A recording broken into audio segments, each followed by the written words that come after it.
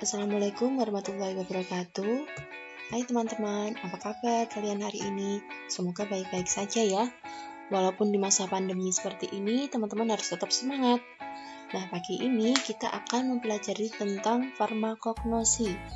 Nah, nanti sebelum kita masuk ke materi, kita akan melakukan kontrak perkuliahan dulu.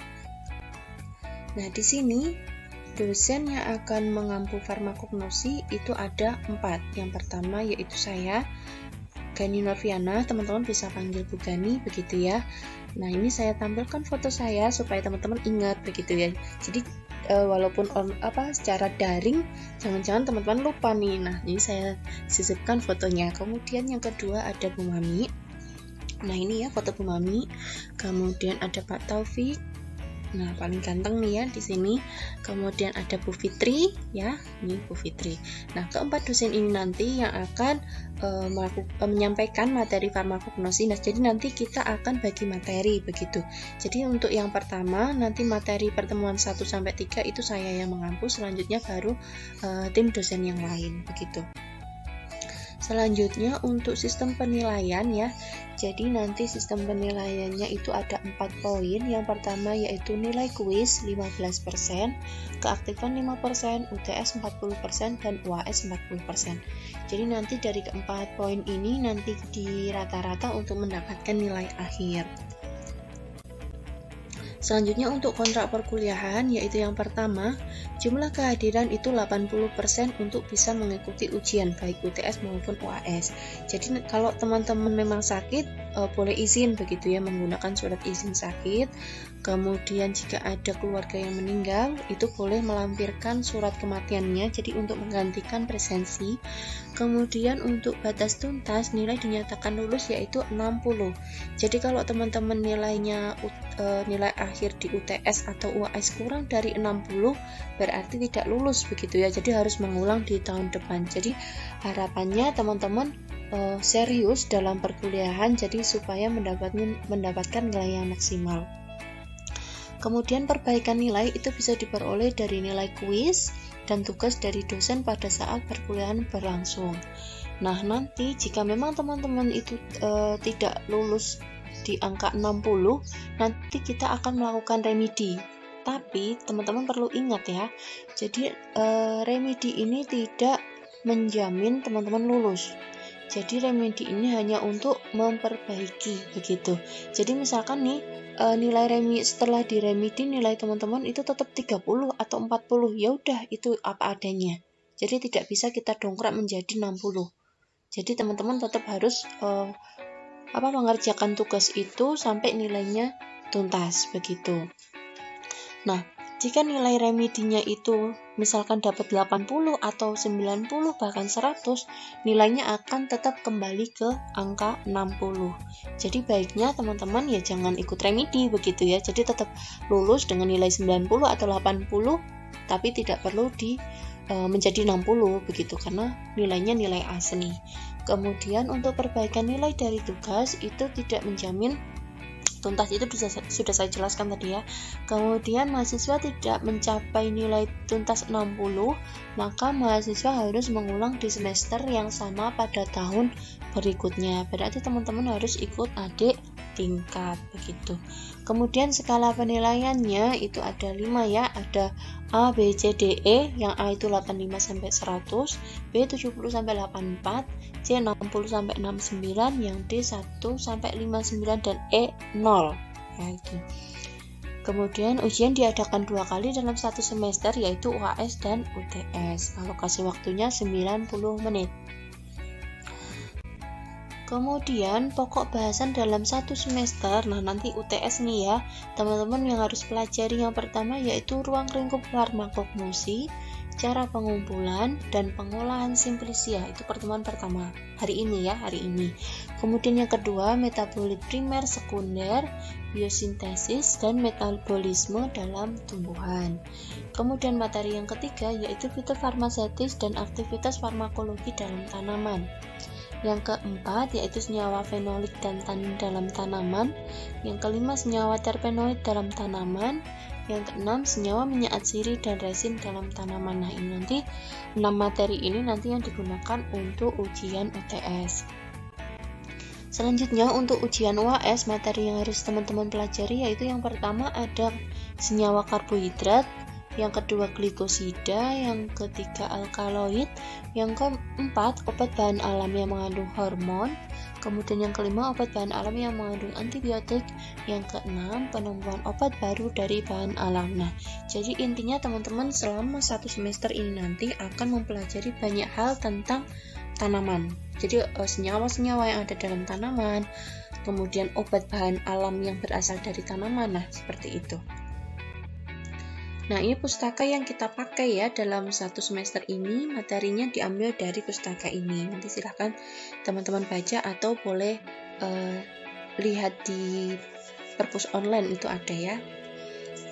Oke, nanti kalau teman-teman ada pertanyaan, boleh langsung komen di bawah ini ya. Jadi langsung komen aja di situs bawah ini. Kita bisa langsung ke materi ya. Nah, jadi teman-teman tolong perhatikan, jadi nanti di akhir pertemuan akan saya berikan kuis. Ya, jadi kalau teman-teman nggak mau perhatikan nanti bingung begitu dalam menjawab. Jadi kuis nanti akan saya tulis di komen, begitu ya. Oke, kita langsung masuk ke farmakognosi.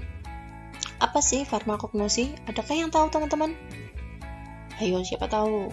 Mungkin dulu waktu pernah sekolah di SMF begitu ya, sudah mengenal apa itu farmakognosi. Nah, kita pelajari lagi ya. Jadi farmakognosi ini berasal dari 2 kata dari bahasa Yunani, yaitu farmakon yang artinya obat atau racun, dan genosis atau ilmu pengetahuan. Nah, kenapa sih disebut obat atau racun? Ada yang tahu nggak? Kenapa disebut farmakon itu obat atau racun? Nah, mungkin sudah ada yang ini ya jawab ya. Jadi obat itu kalau dia dosisnya tepat ya. Jadi kalau dosisnya tidak sesuai, maka obat tersebut akan berubah menjadi racun. Jadi farmakognosi ini adalah ilmu pengetahuan tentang obat, khususnya dari nabati, hewani, dan juga mineral. Jadi tidak hanya dari tanaman ya teman-teman ya. Jadi masih ada dari hewani, ada dari mineral begitu. Nanti kita akan pelajari lebih lanjut. Jadi menurut Samuel Soft ya, itu farmakognosi is a multidisciplinary subject which comprises part of botany, organic chemistry, biochemistry, and pharmacology. Nah, sumber informasinya ya, sumber informasi dari farmakognosi itu yang pertama ada catatan arkeolog dan juga dokumen tertulis. Jadi catatan arkeolog ini zaman dulu memang sudah tercatat begitu, obat-obat turun-temurun yang tertulis begitu dari bahan alam. Nah, sejarahnya ya, sejarah farmakognosi, obat pertama kali digunakan berasal dari tanaman atau disebut dengan jamu.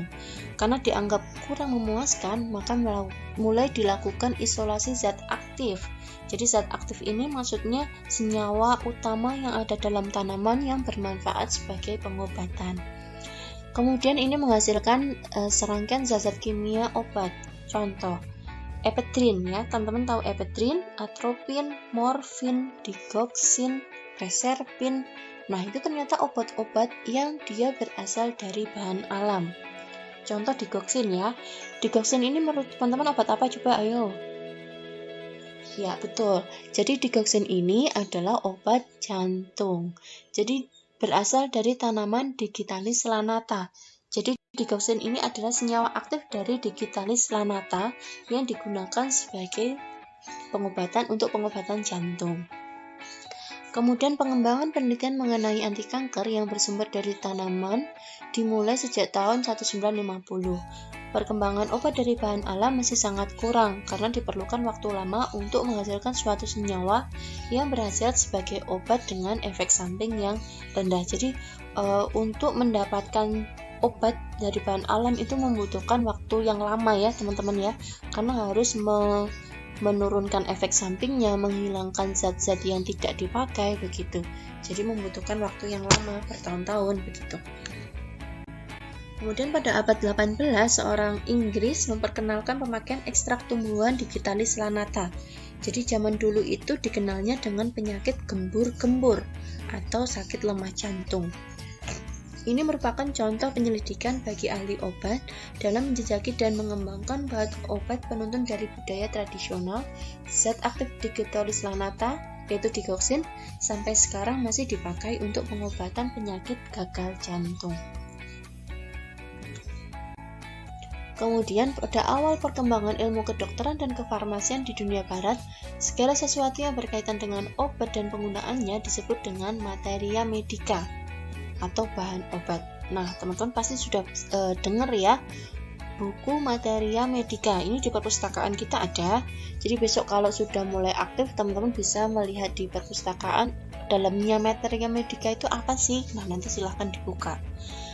Kemudian Pedanius Dioscorides, ya, dia yang menulis buku materia medica, yang di dalamnya ada 600 obat yang berasal dari tumbuhan, hewan, dan juga mineral. Kemudian pada abad 19, materia medica dibagi menjadi dua, ada farmakologi dan farmakognosi. Jadi kalau farmakologi ini mempelajari tentang mekanisme kerja obat, kalau farmakognosi ini mempelajari segala aspek tentang obat dengan sedikit penekanan pada mekanismenya. Kemudian Adam Smith ini juga memasukkan dalam buku materi medica untuk farmakognosinya.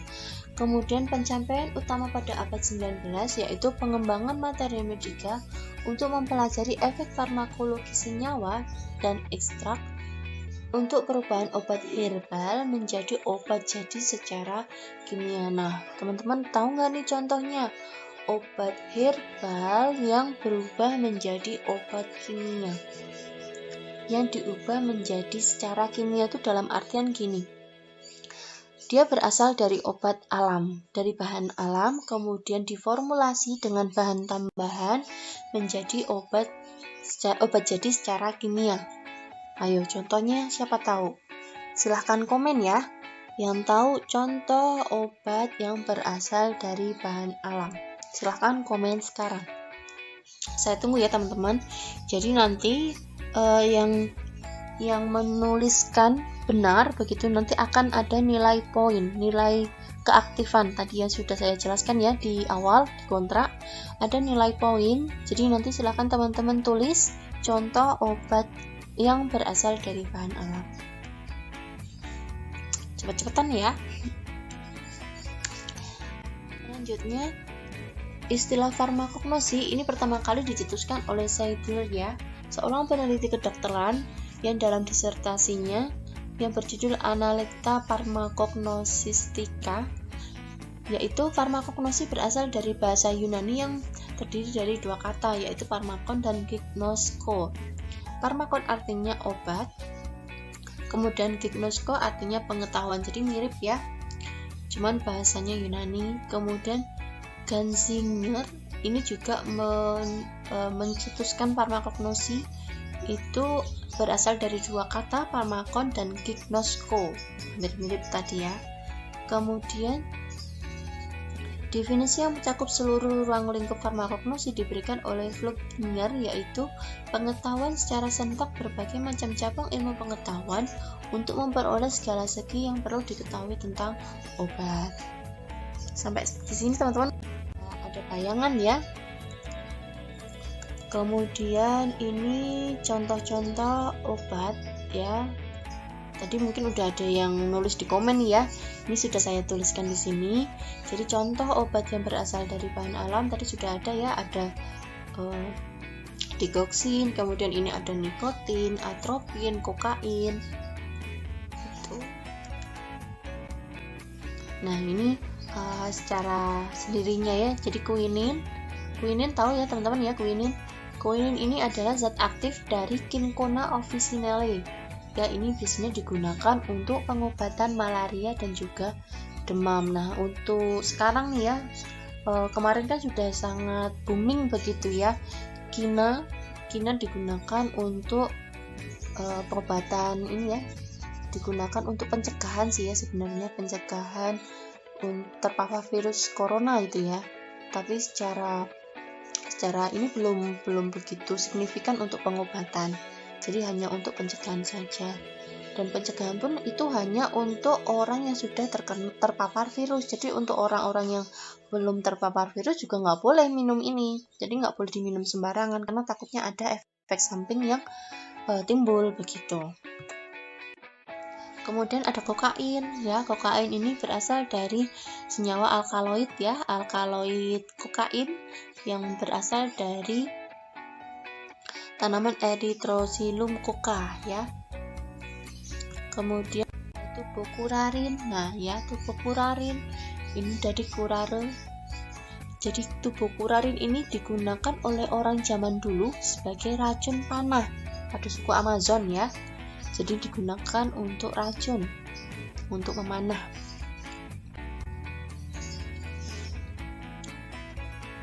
Kemudian pada abad 20 muncul kimia sintetis dalam bidang farmasi yaitu pewarna ya.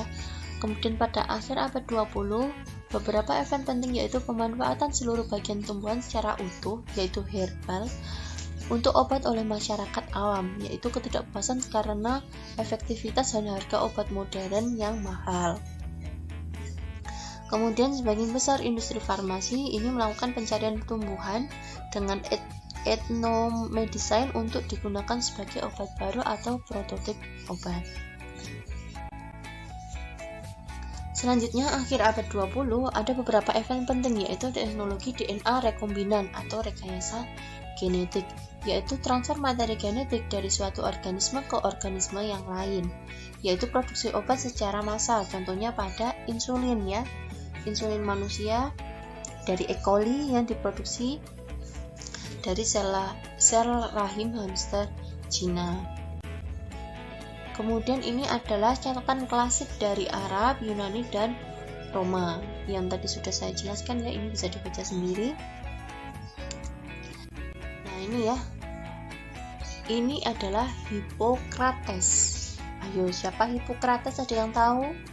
The father of medicine. Siapa nih? Bapak kedokteran. Jadi orang zaman dulu memang sudah melakukan pengobatan ya. Pengobatannya ya tidak semodern sekarang sih. Kemudian Dioscorides. Nah, masih ingat nggak Dioscorides? Nah tadi ya, yang menulis buku Materia Medica. Nah, coba teman-teman lihat nih.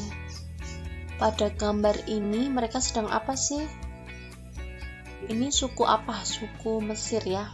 Pada zaman Mesir kuno. Jadi mereka ini sedang melakukan meramu ya, meramu jamu.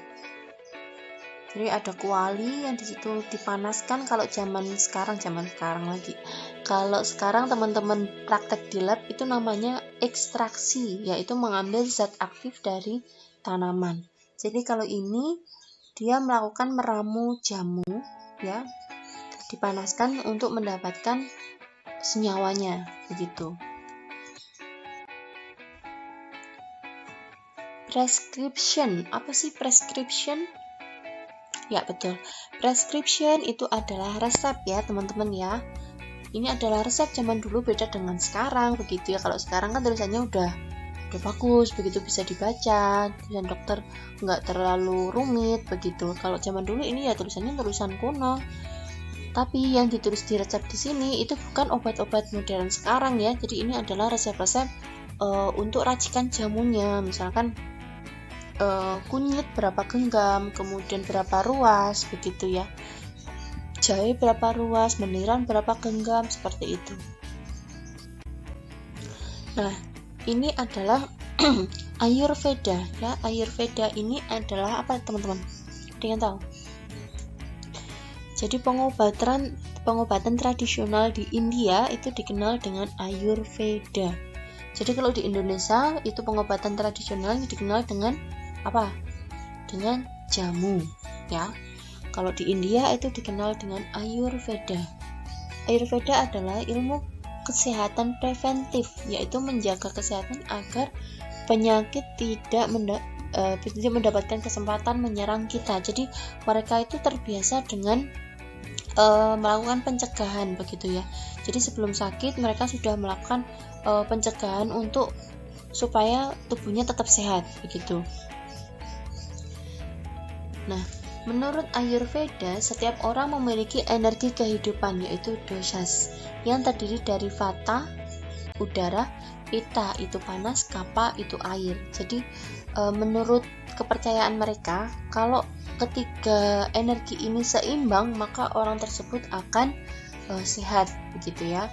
Jadi preventif yang mereka lakukan bisa melakukan dengan pijat ya, massage, kemudian minum rempah ya, jamu-jamuan, karena India itu terkenal sekali dengan rempahnya ya. Kemudian masuk ke TCM. Nah, TCM ya, Traditional Chinese Medicine. Ini pengobatan tradisional yang berada di Cina ya, di Cina. Kalau di Indonesia mungkin teman-teman pernah melihat ada klinik Tongfang. Nah, itu ya, tapi jangan kita kan seorang farmasis ya, jangan langsung percaya, kan kadang ada yang klinik-klinik bukan saya menjudge ya, ada klinik-klinik tertentu yang dia itu mencampurkan jamu dengan BKO ya, BKO. Jadi mencampurkan jamu dengan BKO. BKO itu bahan kimia obat.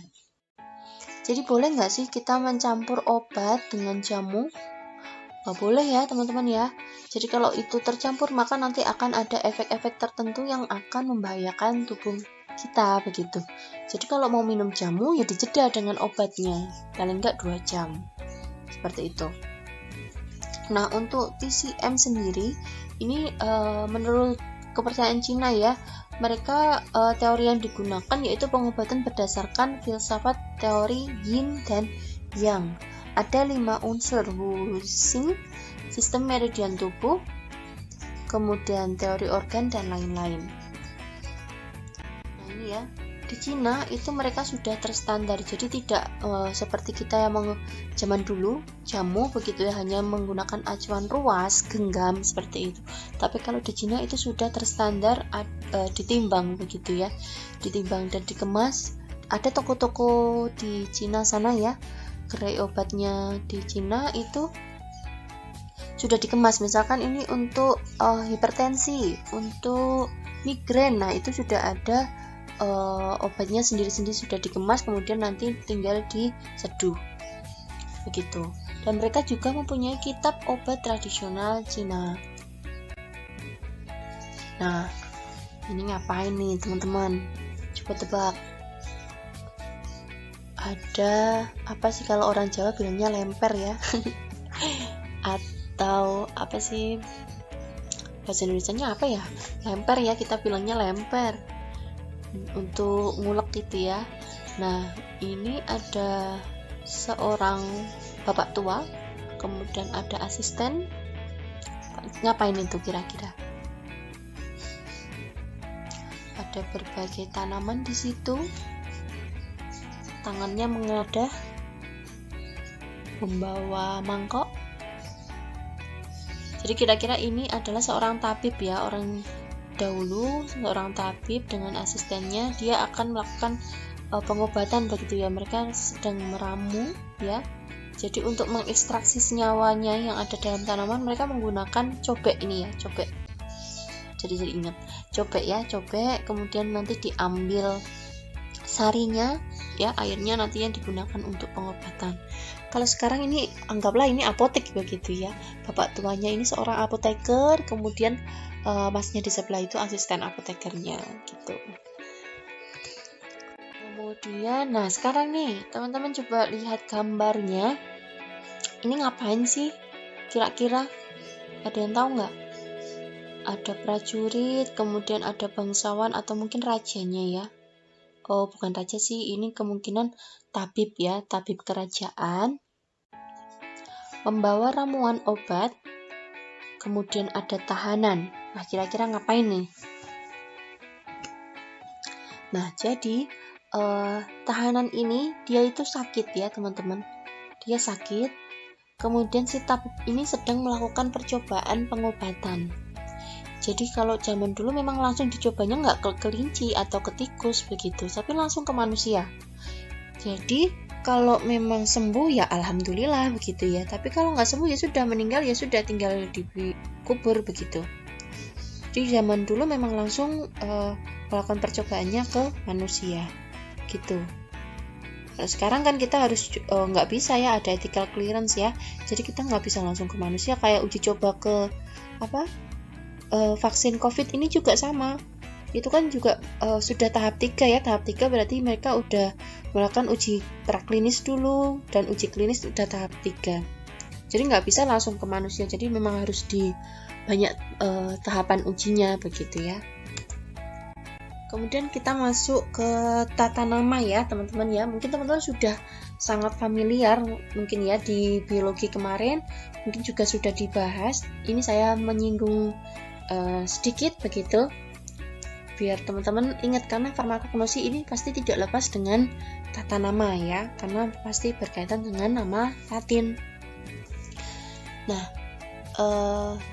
jadi tata nama itu disebut dengan nomenklatur ya, nomenklatur. Jadi zaman dulu itu dikenal dengan polinomial karena terdiri dari 2 atau 3 kata. Nah, contohnya Sambucus caule arboreo ramoso floribus umbellatis. Nah, panjang banget kan ya kalau mau menghafal, yang artinya Sambucus dengan batang berkayu dan bercabang-cabang serta bunga berbentuk payung. Nah, susah kan teman-teman hafalnya. Jadi sejak tahun 1753 polinomial ini digantikan dengan nama binomial nomenklatur yang dicetuskan oleh Carolus Linnaeus dalam buku Species Plantarum. Nah, sejak berlaku binomial, maka dirubah menjadi Sambucus javanica. Cukup menggunakan 2 kata. Sistem binomial yaitu sistem penamaan di mana nama jenis terdiri dari 2 kata. Kata pertama adalah nama marga, kata kedua menunjukkan jenis atau spesies. Ingat-ingat ya teman-teman, besok kalau ujian keluar. Binomial ya terdiri dari 2 kata. Kata pertama menunjukkan marga atau genus, kata kedua menunjukkan spesies. Nah, ini contoh bukunya ya teman-teman ya. Nah, ini foto zaman mudanya Linnaeus ya. Ganteng ya teman-teman ya. Lanjut.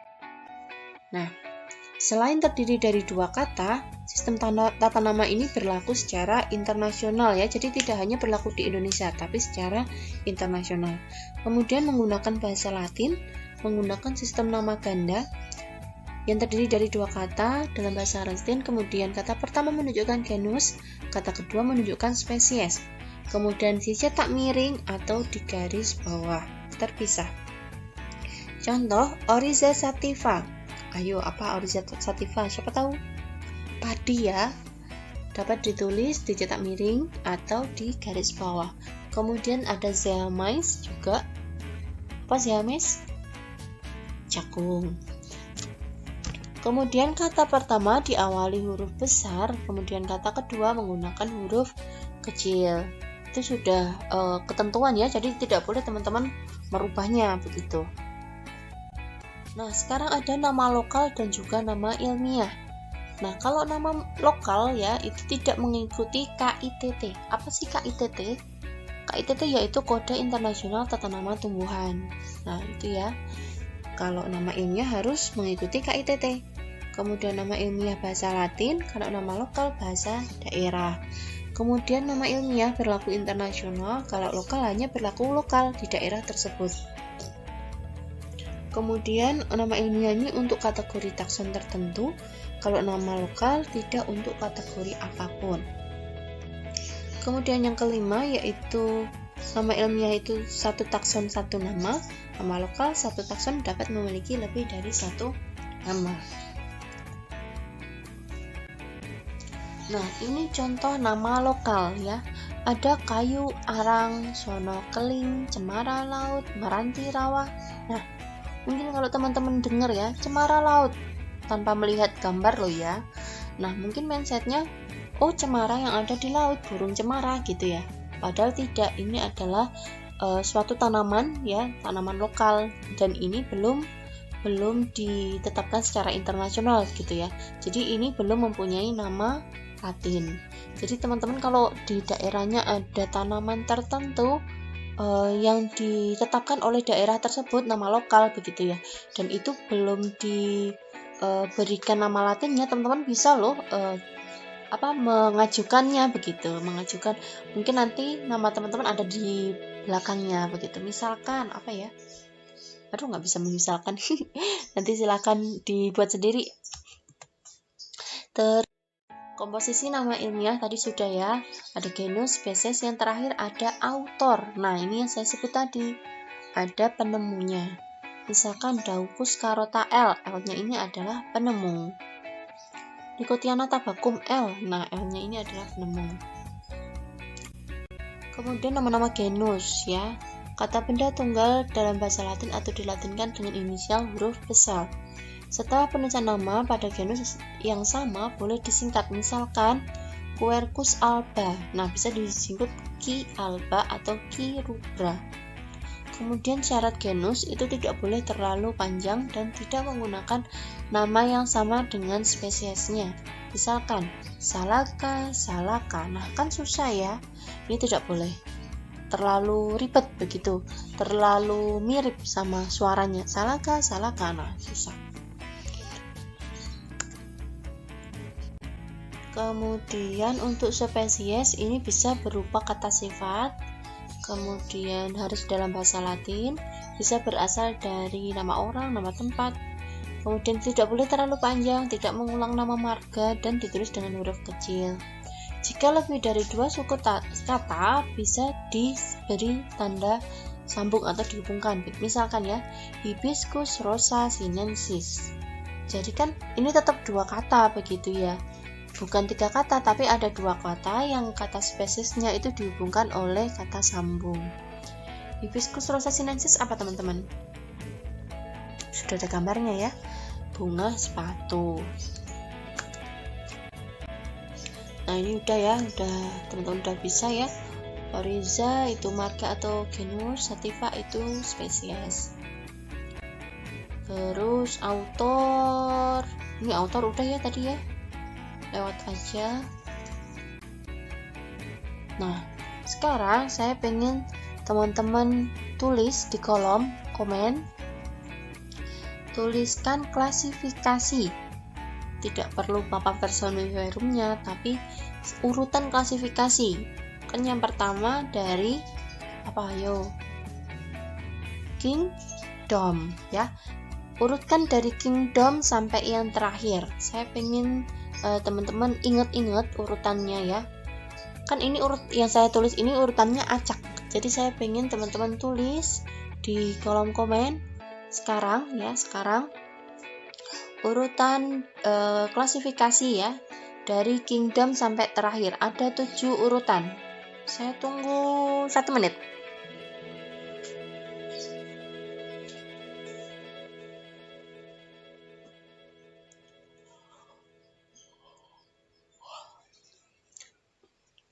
Teman-teman boleh sambil minum ya kalau haus. Saya tunggu, sudah belum?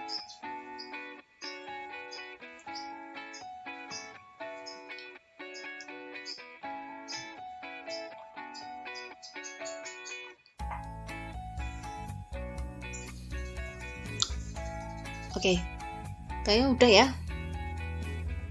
Oke, kita urutkan bareng-bareng ya teman-teman ya. Yang pertama kingdom, divisio, class, ordo, family, genus, spesies. Nah, ada yang benar nggak nih? Nanti saya cek ya, dapat nilai plus. Nah, ini adalah istilah-istilah ya. Teman-teman harus tahu dalam farmakognosi ini adalah istilah-istilah ya, istilah tumbuhan. Misalkan akar itu bisa disebut dengan radik. Buah itu fruktus, kulit itu kortek, biji itu semen, kayu lignum, kemudian seluruh bagian tumbuhan disebut dengan herba, misalkan herba cipluan, herba meniran. Nah, jadi akar, batang, daun semua itu dipakai, itu disebut dengan herba. Kemudian bunga itu flowers, batang itu caulis. Nah, itu ya teman-teman ya, dihafal. Selanjutnya kita masuk ke pembahasan simplicia. Nah, apa sih simplicia itu? Simplicia adalah bahan alami yang digunakan sebagai obat yang belum mengalami perubahan apapun kecuali dinyatakan lain berupa bahan yang dikeringkan. Jadi belum diapa-apain ya, misalkan daun, batang, kemudian itu kalau dikeringkan itu masih bisa disebut simplicia, tapi kalau sudah diserbuk itu bukan disebut dengan simplicia, begitu ya. Kemudian, nah simplicia itu dibagi menjadi 3. Ada simplicia nabati, hewani, dan juga pelikan. Kalau nabati ya pasti teman-teman tahu ya, berasal dari bahan nabati seperti tanaman. Kalau hewani berasal dari hewan. Kalau pelikan itu berasal dari mineral. Kemudian simplicia tumbuhan ini berupa tanaman utuh, bagian tanaman atau eksudat tanaman. Tahu nggak sih teman-teman eksudat itu apa? Nah, eksudat ini adalah isi sel yang secara spontan keluar dari tanaman atau dengan cara tertentu dikeluarkan. Nah, contohnya apa coba? Ayo, dilihat gambarnya. Itu apa? Betul, itu adalah getah ya. Jadi getah itu bisa keluar sendiri dari tanaman atau dikeluarkan, misalkan disayat begitu ya, keluar getahnya, atau pada pohon karet. Nah, itu juga keluar getahnya, itu kan disayat ya. Jadi itu disebut dengan eksudat. Nah, ini adalah contoh simplicia ya. Misalkan nih saya bacakan salah satu aja ya, nanti teman-teman silahkan baca sendiri di rumah. Eucomaniradik itu adalah akar pasak bumi. Ini biasa digunakan sebagai diuretik atau antipiretik. Ayo, diuretik tahu nggak? Diuretik itu untuk peluruh urin atau melancarkan urin. Kemudian antipiretik itu digunakan sebagai apa coba? Antipiretik buat apa antipiretik? Ya, betul. Kemudian ada nih yang dari hewani ya. Ada seraflava ya, dari lebah, ikan atau sapi atau babi. Nah, biasanya ini digunakan sebagai sumber vitamin D. Bukan, kalau lebah ini digunakan sebagai bahan baku pembuatan permen, jelly, salep ya. Kemudian dalam ketentuan umum Farmakope Indonesia disebutkan bahwa nama simplicia nabati ditulis dengan menyebutkan nama genus, spesies, nama tanaman diikuti dengan nama bagian tanaman yang digunakan dengan ketentuan yang tidak berlaku untuk simplicia nabati yang diperoleh dari beberapa tanaman untuk eksudat nabati.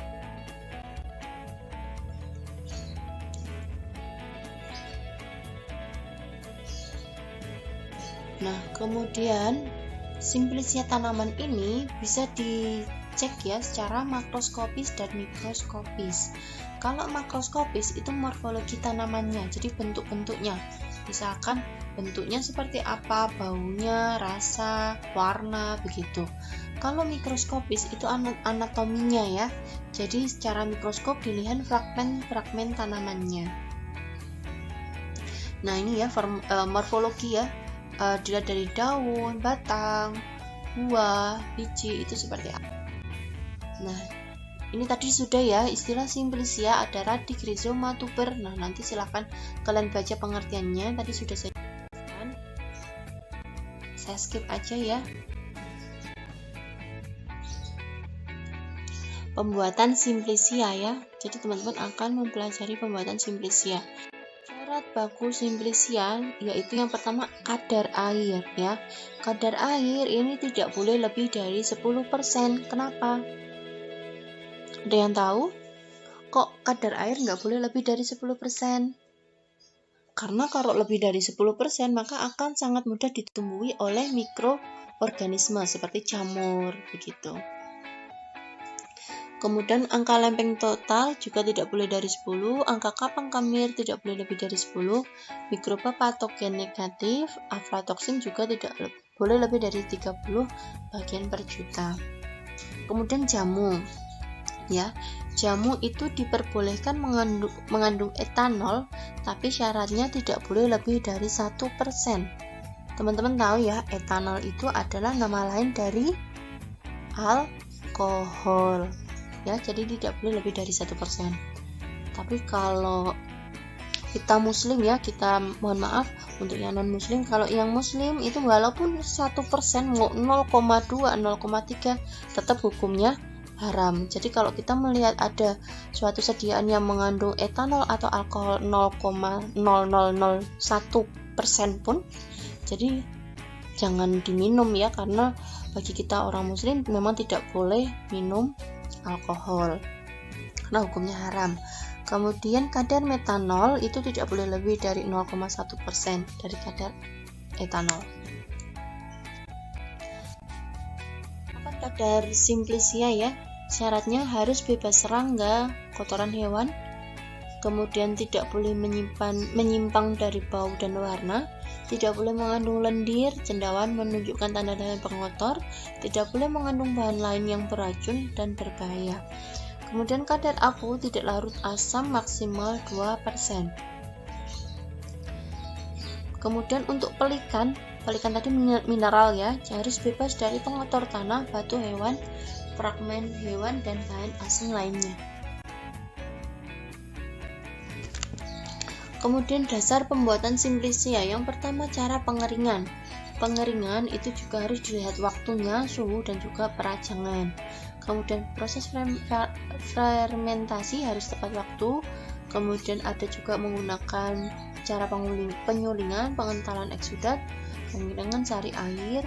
Kemudian ada juga yang memerlukan air, misalkan pati begitu ya. Kemudian parameter standar mutunya ya, jadi suatu sediaan simplisia itu harus terstandar ya.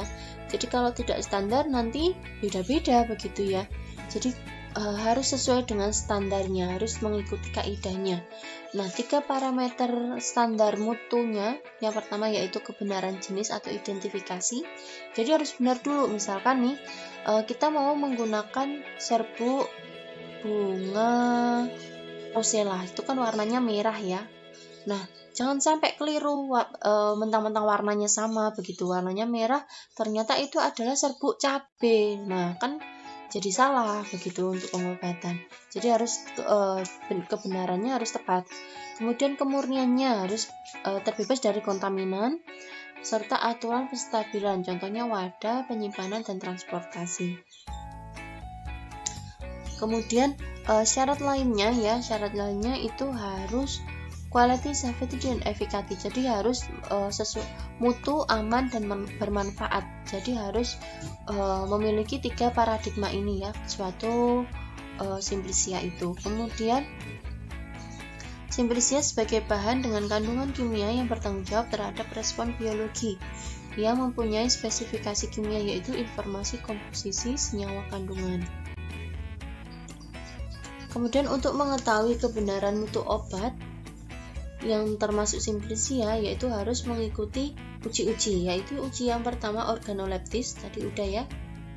Kemudian uji makroskopis, uji mikroskopis, dan juga uji histokimia. Nah, uji histokimia ini mungkin teman-teman baru mendengar ya. Jadi uji histo ini digunakan untuk mengetahui kandungan senyawa yang ada di dalam tanaman menggunakan reaksi tertentu. Begitu, misalkan saya ingin mengetahui minyak atsiri yang ada dalam simplisia sirih. Nah, itu nanti simplisianya bisa kita tetesi dengan reagen Sudan 3. Nah, nanti kalau hasilnya warna merah, berarti nanti dia positif ada minyak atsiri.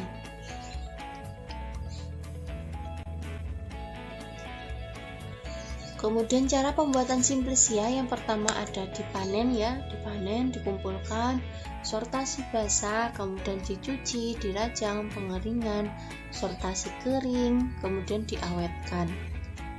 Dan yang terakhir yaitu dikemas.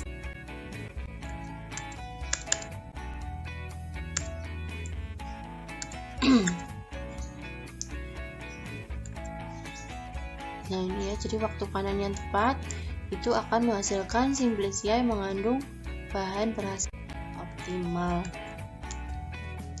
Nah ini contohnya pada biji ya. Contohnya pada biji pada dipanen pada saat buah yang sudah tua dan mengering, misalkan biji kedaung. Jadi ada buah-buah tertentu yang dipanennya itu sudah benar-benar kering ya, karena yang dipakai adalah biji yang sudah kering. Kemudian buah ini ya, lada nih ya, lada dipanen ada yang ladanya, lada itu ada dua ya, lada hitam dan juga lada putih. Kalau lada hitam itu dipanennya ketika buahnya sudah masak atau yang sudah berwarna merah.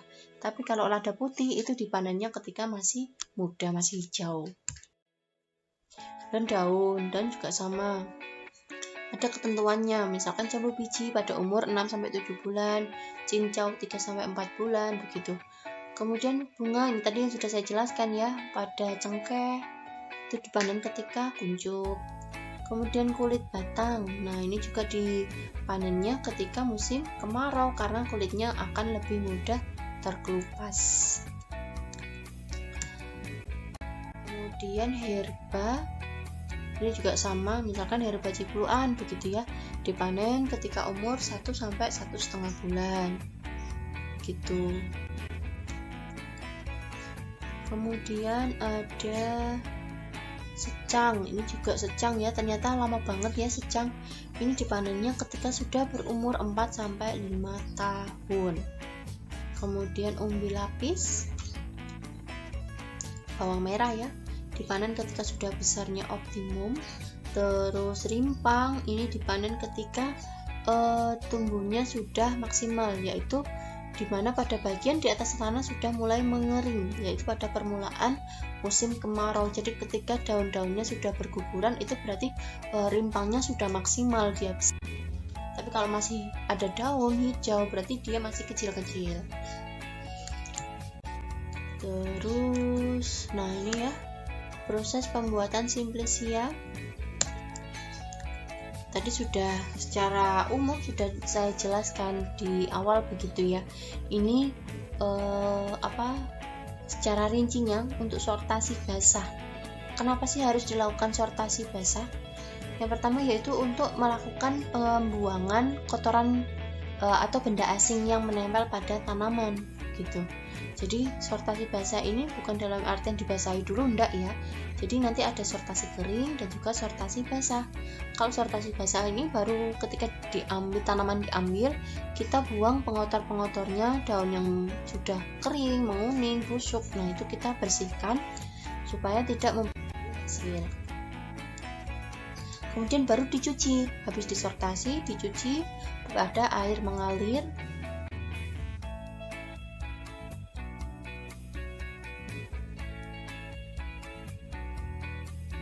Bisa dicuci dengan air mengalir, bisa direndam atau dipot, dan juga bisa disikat ya untuk menghilangkan mungkin tanah untuk rimpang ya, tanah-tanah yang menempel pada rimpang.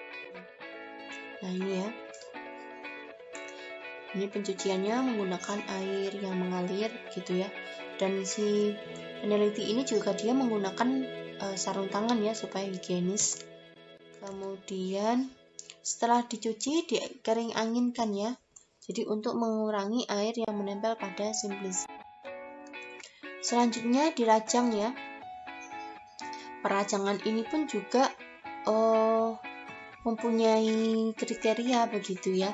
Jadi misalkan pada perajangan singkong nih ya, dirajangnya 3-4 mm, kemudian temulawak 7-8 mm begitu.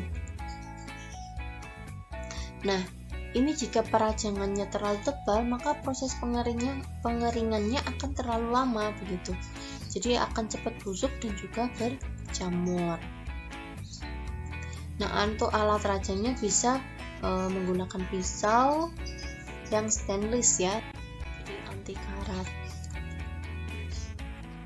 Selanjutnya pengeringan ya. Jadi pengeringannya ini nanti tujuannya untuk menghindarkan terurainya kandungan kimia karena pengaruh enzim dan mencegah pertumbuhan mikroorganisme seperti jamur, kapang. Nah, kemudian Simplicia yang sudah kering dengan ciri yang mudah meremah apabila diremas atau mudah patah. Nah, syaratnya kadar air tidak boleh lebih dari 10%. Jadi cirinya kalau daun misalkan ya, daun yang sudah dikeringkan ketika diremas dia akan berbunyi kres. Nah, berarti itu sudah benar-benar kering. Kalau tidak berbunyi apa-apa berarti dia masih istilahnya masih lembab begitu ya, belum kering. Kemudian untuk pengeringan di bawah sinar matahari, ini syaratnya harus ditutup dengan kain hitam. Kenapa teman-teman? Ada yang tahu? Jadi kalau pengeringan di bawah matahari, ini harus ditutup dengan kain hitam supaya senyawa yang ada di dalam tanaman itu tidak rusak oleh panas dari sinar matahari. Karena kita kan kalau pakai sinar matahari kita nggak terkontrol suhunya. Bisa jadi suhu pas jam 12 itu suhu 80, suhu 90 kan kita nggak tahu ya. Jadi harus ditutup dengan kain hitam. Nah, ini pengeringannya dilakukan menggunakan oven ya teman-teman. Di USB kita mempunyai oven yang besar seperti ini ya. Ada di lab 13 ya. Lab 13 lama di belakang gedung D. Nah, itu ada oven besar. Nanti kalau teman-teman sudah semester akhir melakukan skripsi dengan menggunakan bahan alam, mungkin teman-teman akan tahu begitu ya oven. Kalau sekarang mungkin males ya males untuk melihat masuk ke dalam ruangan yang ada ovennya ini.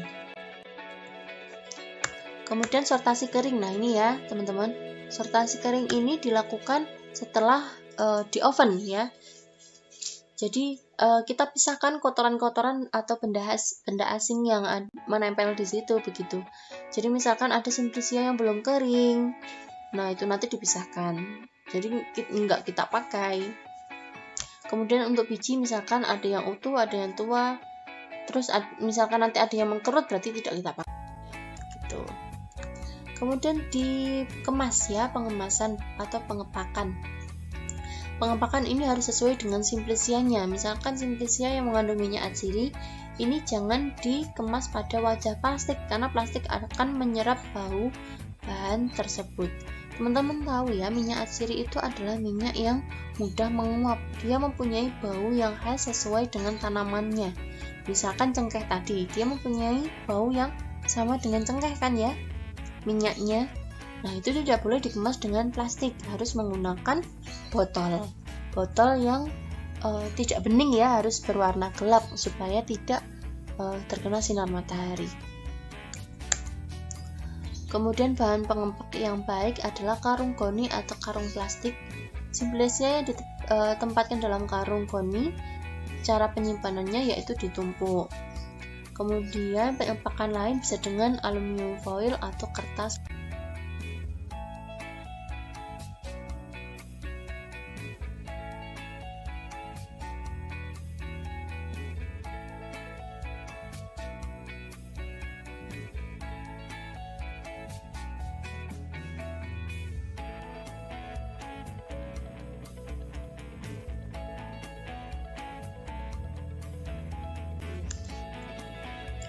Nah, sekarang penyimpanan ya.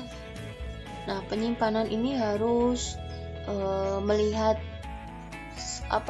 kondisinya juga, melihat identitas, kemudian melihat jumlah. Jadi harus sirkulasi udaranya bagus, tidak lembab begitu. Kemudian untuk pengeluaran Simplicia ini juga harus dilihat first in first out, jadi FIFO ya. Jadi pertama kali masuk itu yang akan keluar duluan. Jadi baiknya yang pertama kali masuk itu diletakkan di awal, di depan begitu, jadi supaya lebih mudah diambil. Ini kita sudah selesai. Ini saya ada tugas teman-teman.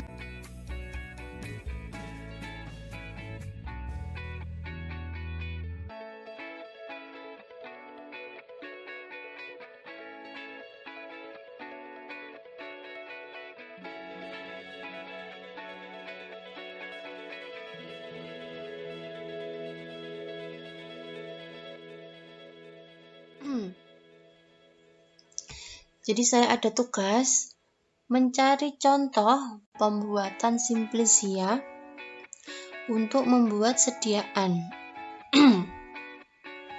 Jadi ini tugasnya individu, setiap mahasiswa harus membuat tugas yang harus di-upload hari ini juga, maksimal kalau ini kuliahnya sore ya berarti besok lah ya, pokoknya maksimal 24 jam.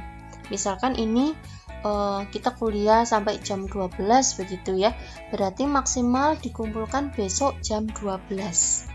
Jadi selama 24 jam tugasnya, yaitu mencari contoh pembuatan simplisia. Jadi kan tadi teman-teman sudah saya jelaskan cara membuat simplisia ya, dari pertama pemilihan bahan, kemudian sortasi kering, kemudian dicuci segala macam. Nah itu silahkan teman-teman cari di internet, bisa dari jurnal, bisa dari literatur yang lain yang simplisia tersebut digunakan untuk membuat sediaan, misalkan masker ya. Misalkan loh ya, ini jadi teman-teman boleh menggunakan sediaan yang lain. Masker misalkan simplisia dari bengkoang misalkan ya.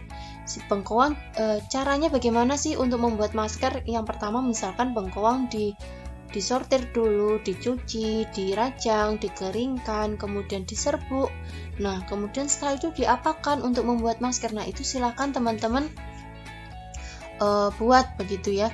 Silahkan dibuat dalam bentuk Word ya, di Word aja, di Word makalah begitu, bentuknya makalah. Kemudian nanti bebas sih ya, nggak saya tetapkan berapa jumlah halamannya, terserah teman-teman, tapi ya jangan satu lembar juga ya. Silahkan dicari literaturnya, tidak hanya satu boleh, jadi silahkan bebas, literaturnya boleh lebih dari satu.